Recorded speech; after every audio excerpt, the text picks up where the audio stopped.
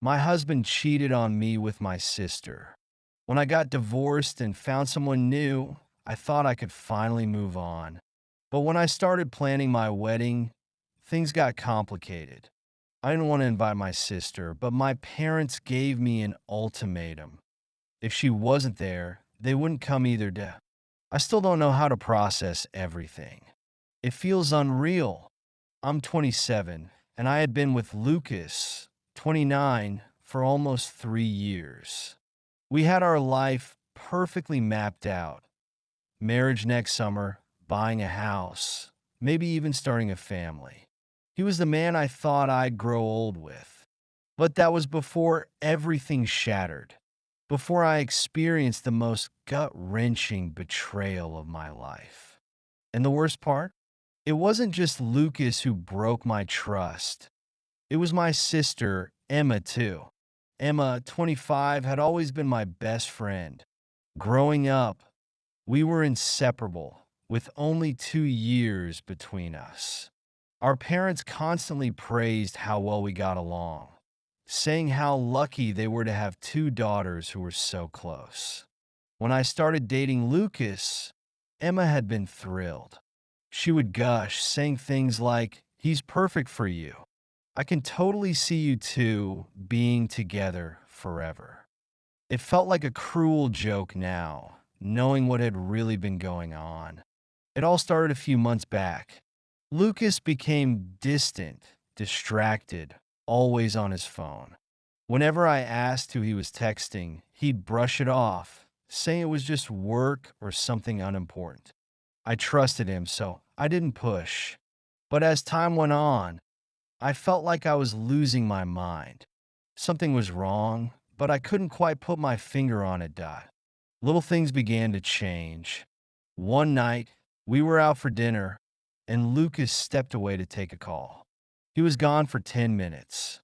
When he came back, he seemed tense, and when I asked if everything was okay, he blamed it on work.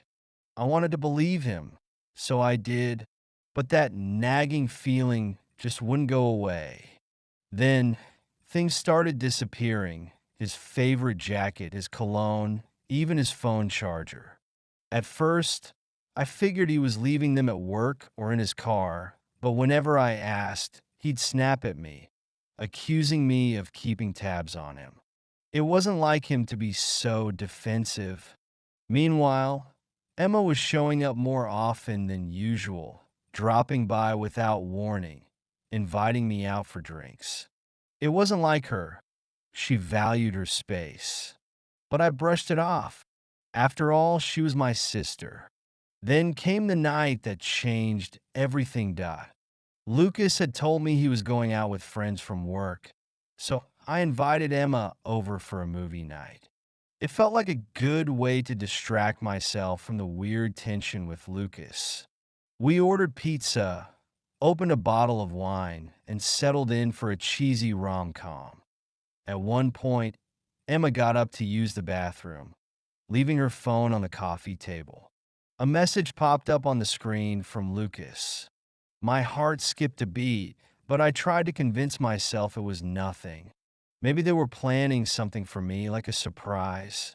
But curiosity got the better of me, and I opened the message. It wasn't a surprise, it was a nightmare. The message read, "Can't wait to see you later.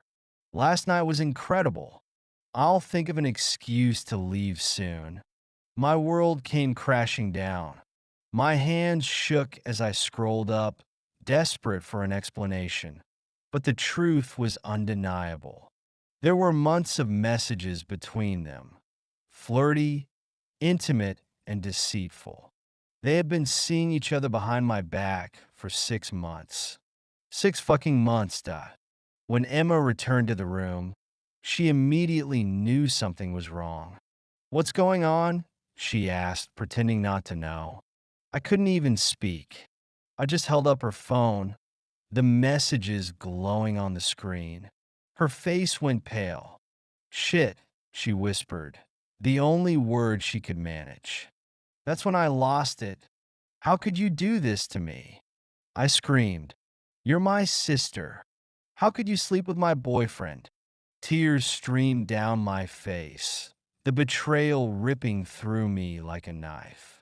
Emma started crying, too, but her tears only fueled my anger. It just happened, she sobbed. I didn't mean for this to happen. The words made me want to scream. It just happened? I repeated, incredulous. You don't just trip and fall into bed with someone. I demanded to know how long it had been going on. She hesitated, then whispered, 6 months. 6 months of lies, 6 months of deception. I could barely breathe. I told her to get out. She tried to explain, to plead, but I was done. I couldn't even look at her. As soon as she left, I collapsed on the couch, sobbing harder than I ever had in my life. How could this have happened? How could the two people I trusted the most betray me like this? The next day, I confronted Lucas. He didn't deny it. When I asked how long it had been going on, he confirmed what Emma had told me. 6 months? Hearing it from him made it feel even more real, even more painful. Why? I asked, my voice barely a whisper. His answer was vague, something about how things had been complicated between us, how he didn't mean to hurt me. But none of it mattered. The damage was done. I told him to pack his things and leave. He tried to apologize, tried to tell me he still loved me, but his words were empty. Within an hour, he was gone. I thought the worst was over, but it wasn't. After Lucas left, I had to face Emma again. I couldn't let her get away with what she'd done. I drove to her apartment in a haze, barely able to see through the tears in my eyes. When I walked in, she was sitting on the couch, her eyes red and swollen from crying. I demanded to know why. Why did she do this to me? Her answer was the same as before. She didn't know. It just happened, she repeated, as if that made it any better. I couldn't handle it anymore. I told her she wasn't my sister anymore.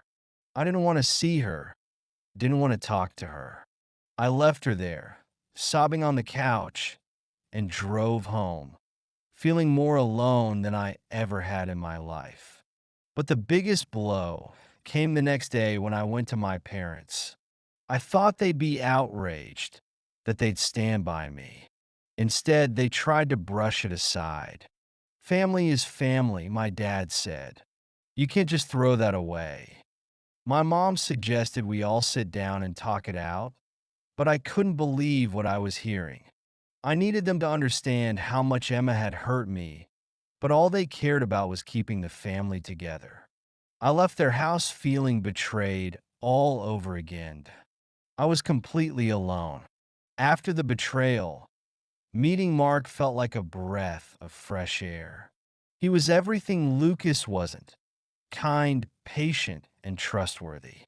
We'd been together for almost 2 years when he proposed, and I knew I wanted to spend my life with him. But when it came time to plan the wedding, one dark cloud loomed over everything: Emma. I couldn't bear the thought of inviting her. I hadn't forgiven her, and I wasn't sure I ever would. But my parents pressured me, pushing for reconciliation. I went to their house one weekend to tell them my decision. I wasn't inviting Emma to the wedding. My dad's face hardened, and my mom's smile faded. If Emma isn't invited, then neither are we, my dad said coldly. I couldn't believe what I was hearing. My own parents were giving me an ultimatum: either invite the person who destroyed my life, or they wouldn't be there on my wedding day. But I stood my ground. I had to do what was best for me, even if it meant losing them. On the day of the wedding, I walked down the aisle with my best friend, Sarah, instead of my dad. Mark was waiting for me at the altar, his eyes full of love, and in that moment, I knew I had made the right choice. I wasn't alone. I had Mark, and I had the friends who had supported me through everything. Life after the wedding wasn't easy. There were moments when I missed my parents, when I wondered if I'd made the right decision. But every time I thought about it, I reminded myself that I had chosen my happiness. I couldn't let anyone take that away from me. Mark was my constant source of strength. He never pressured me to reconcile with my family, even though I knew he wished things were different. Instead, he helped me focus on building a new life, one that wasn't defined by the people who had hurt me died. Eventually, I stopped waiting for my parents to come around. They never did, and I realized they never would. I had a new family now, Mark, and the friends who had been there for me when my own family wasn't. It wasn't the life I had imagined, but it was a good one. And as I moved forward, I learned to let go. Sometimes you have to walk away from the people who hurt you, even if they're family.